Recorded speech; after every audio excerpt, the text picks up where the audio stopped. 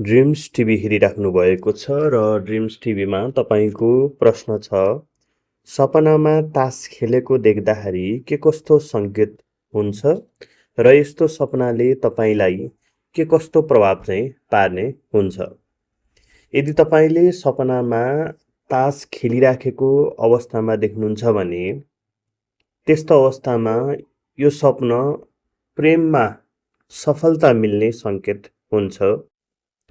यदि आफ्नै हातले चाहिँ तासको गड्डी फेटिराखेको अवस्थामा देख्नुहुन्छ भने यो सपना व्यापार व्यवसायको लागि प्रगतिको सूचकको रूपमा यसलाई मानिन्छ। यदि सपनामा तासको पत्ताहरूमा किङ हातमा देख्नुभयो भने यो सपना तपाईँको आगामी दिनमा नयाँ व्यापार अथवा नयाँ कुनै सुरुवात हुने, नयाँ जागिर लाग्ने यसलाई सङ्केतको रूपमा पनि मानिन्छ।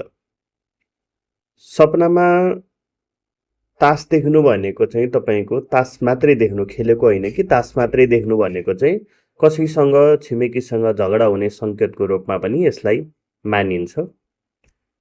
कहिलेकाहीँ कुनै कुनै अवस्थामा चाहिँ नर्मल रूपमा चाहिँ तास बाँडिराखेको अवस्थामा देख्दाखेरि चाहिँ कार्यमा अथवा व्यापारमा सफलताको सङ्केत चाहिँ मानिन्छ। यसलाई चाहिँ राम्रोको रूपमा चाहिँ लिएको छ। सपनामा तास देख्नु भनेको तपाईँको लागि जे होस् खराब त्यस्तो मानिएको छैन।